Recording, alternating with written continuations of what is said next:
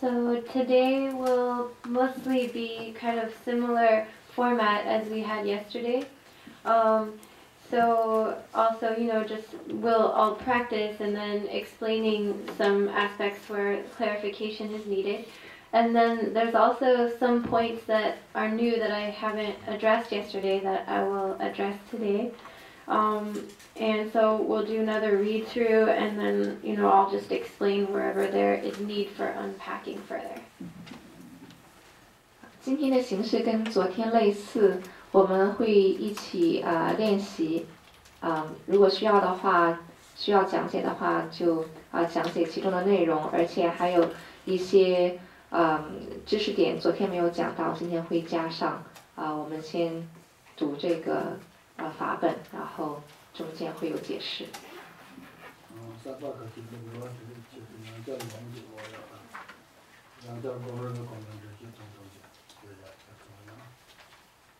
There's also some new people I see today that weren't here yesterday. So for them, I will offer the transmission again and then just go through briefly some of the things I mentioned yesterday. 今天还有新来的法友，我先做一个口传，然后再总结一下昨天的重要的知识点。So in general, we always begin any spiritual practice that we are to embark on by going for refuge and generating bodhicitta or cultivating the pure motivation. And this is always something that we emphasize. We always teach, before teaching the Dharma or listening to the Dharma, whatever Dharma activity or practice we are engaging in, we always say the importance of going for refuge and giving rise to the bodhicitta motivation, like we said yesterday. So again, why is it important? What is the reason why we have to go for refuge in the beginning? This is because going for refuge constitutes the very entrance point or the doorway to entering into Buddhism and being a Buddhist practitioner. So it is sort of like the first doorway of entrance into the real Buddhist path is going for refuge. So in order to say that we are a Buddhist or Buddhist follower, first we need to go for refuge in the three jewels. 一般来说，我们在任何闻修思佛法之前，都要皈依发菩提心，想一想我为什么要做闻思修的这些东西吧，这些活动。为什么这个非常的重要呢？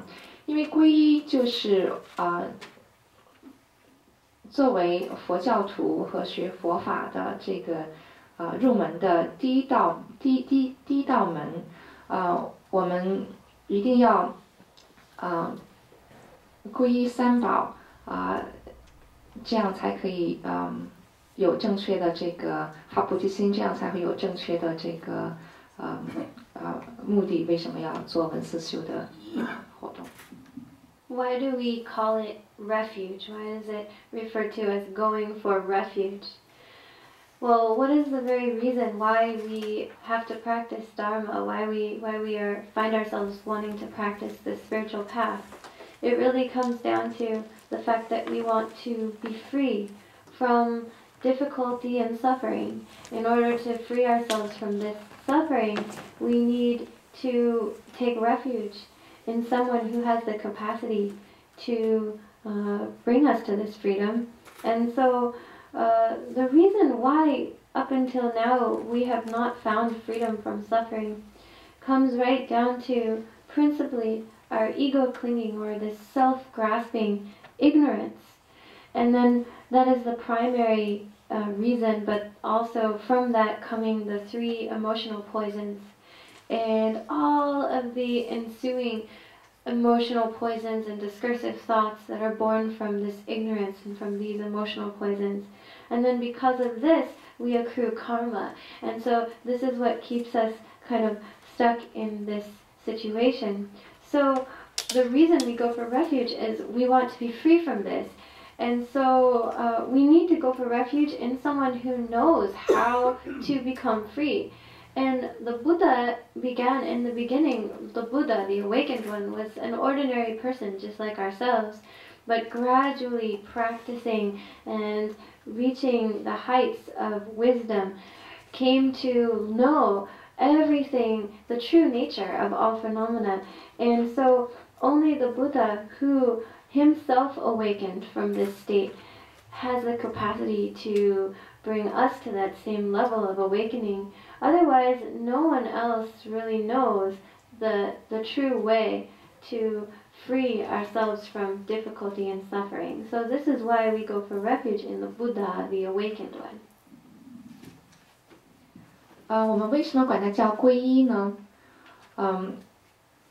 我们修习精神上的做精神上的修习，我们要从这个困难跟这个痛苦中解脱出来。为了能够解脱，我们就要向已经有这个能力的知道方法的这个人来学习学习这个解脱的方法。我们之所以现在还没有解脱，从这个困难跟痛苦中解脱，是因为我们有这个我执，而且是无知跟我执。从这个无知跟我执有这个烦恼的毒，而且还有一连串的这个想法所以我们要皈依到佛佛他也以前跟我们一样是一个人，然后他自己觉悟到，而且找到了可以解脱的方法，而且认识到了世界现象的这个本质，所以我们要皈依到佛可以给我们领这条路其他的人没有这样的本事。Now, there may be beings who have great power and great capacity, but they aren't able to protect us or grant us refuge. And the reason why these powerful, mighty beings cannot be a source of refuge for us is because the root of all of our problems lies in the fact that we have not yet found freedom from the poisons of mind, the emotional afflictions, the emotional poisons. And so even though we may see in this world beings who have great power and might and ability, but they themselves are also not yet free from the afflictive states, the poisons of mind. And so they are not able to thereby rescue us. So in the Gyaltse Laklen, or the 37 practices of the Bodhisattva, the 7th verse points to this fact. It says, "What worldly God himself, also bound in the prison of samsara, is able to protect others? Therefore, if we want refuge, we must take refuge in the undeceiving 3 jewels. This is the Bodhisattva's practice."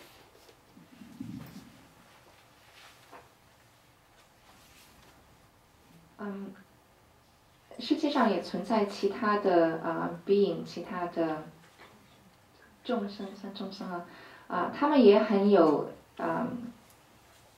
有的有神通，有力量，但是他们为什么不能保护我们，而且不是我们皈依的对象呢？是因为我们的为什么不能解脱？根本是我们没有从这个心这个毒来解脱出来，没有有很多的烦恼。那么这些有神通有力量的这些众生呢，他呢也没有从这些情绪中的这烦恼中解脱出来像这个佛子行37颂的第7颂讲到有自意束缚轮回故，世间神事能救谁？自有此依止不欺者，皈依三宝佛子行。等于这世间的神事是不能够保护我们的。So then, what is the real refuge? You may ask. Is it that the Buddha just, directly kind of rescues us and lifts us from the suffering of samsara. It's not like that. It isn't like the Buddha just comes and kind of like scoops us up and takes us to liberation. But how is it that the Buddha is a source of refuge? Because the Buddha gives us the path, and the Buddha teaches us, explains to us the very nature of all phenomena. And so it is up to us to practice according to the Buddha's instructions, and thereby the real refuge becomes the Dharma. The Dharma is what the Buddha teaches. And so this is actually, when we talk about the word Dharma, there are two meanings that are conveyed in this word. In Tibetan, the word is chu, and the two meanings conveyed are, one is transformation, because through the Dharma we transform our minds, and the second meaning is rescuing or protection, because it is through transforming our minds according to the Dharma path that we are protected and rescued from the suffering of the three lower realms and all of cyclic existence. And so the Dharma then is a refuge, our protection from all of the suffering of the lower existences or the lower states of being.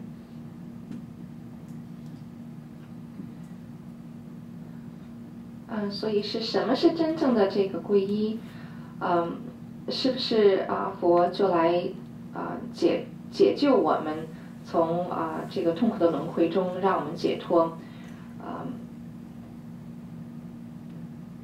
我们说，佛呢，他是主要的是给了我们一个指明了一条道路，而且教给我们怎么样能够认识这个世界现象的这个本质。真正的解脱是要靠我们自己，真正的这个皈依是对佛法的皈依，因为佛法是佛教给我们的方法。那 Dharma 这个佛法这个词用藏文呢有两个意思，一个是 cha 是指的是这个转换心境的转换第二个的意思是解救保护通过对佛法的闻思修，我们从这个痛苦的轮回中解救出来。So now I'll try to be brief in my explanation. So when we talk about the Dharma, I mean, we're talking about an extensive and vast compendium of teachings and instructions. There are so many different collections of the Dharma teachings, but the very essence of all of the Dharma teachings comes right down to one basic point: the basic kindness and altruism, the concern for others' well-being. That really can be condensed in kindness and compassion, loving kindness and compassion for others. If you really want like the essence of all the Dharma teachings, that's really what it comes right down to. And then this basic human kindness or loving kindness and compassion can be sort of strengthened and increased. And so it starts by training ourselves to see others as equal to ourselves, seeing how we are the same as others. And then this gets further kind of strengthened and increased till we are able to exchange ourselves for others, taking others into our place and exchanging self with others. And then even a deeper or higher level of this compassion is actually cherishing others and seeing them as more important than the self, than oneself. And this is how gradually we awaken the bodhicitta, or the great compassion. And so all the Dharma, the essence of all Dharma teachings is this.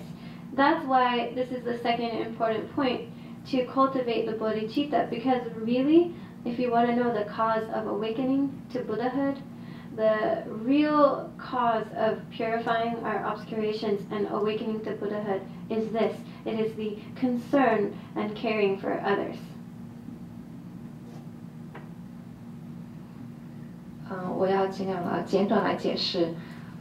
这个佛法呢有很多很多的经论，它们的根本的实质是什么？可以总结为一点，就是最基本的这个慈悲心，善良慈悲心，没有自我有利他的这个心。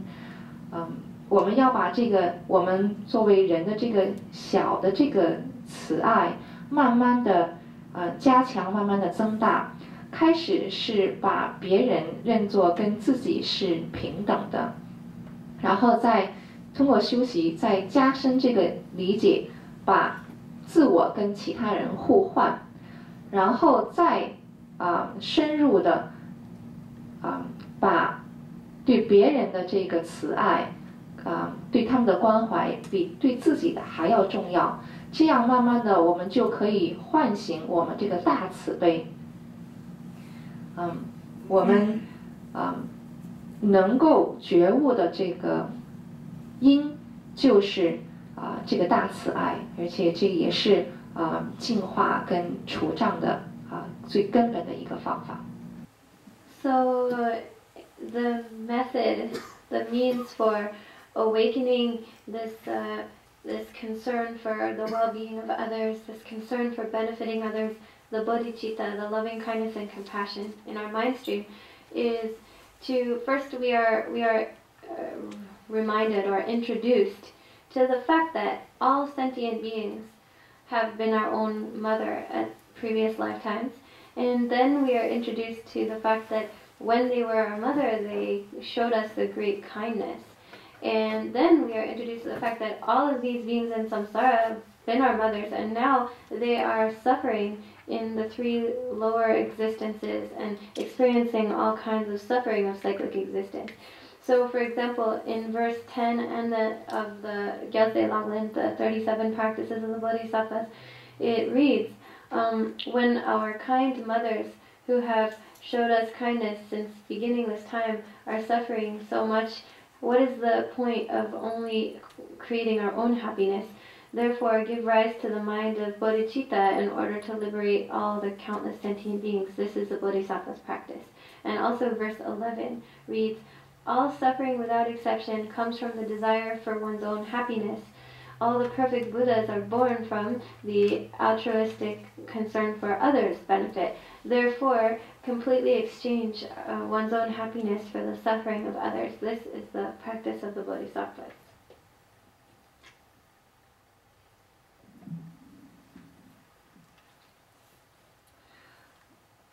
所以开悟觉醒的这个方法就是对利他之心，而且在这个心绪中能够培养出这个一直有这个菩提心。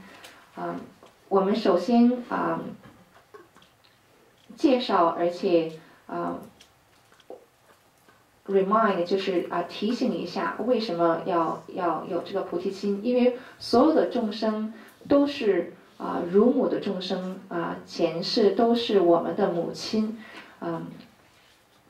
当他们是我们母亲的时候，他们给了我们很大的慈悲，但是他现在还是在这个痛苦的轮回之中。佛子行37颂中的第10节说：无始以来慈我者，助母若苦我何乐？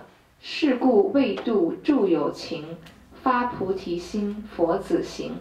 还有第11节，助苦源于欲自乐，助佛利他心所生，由此自乐与他苦，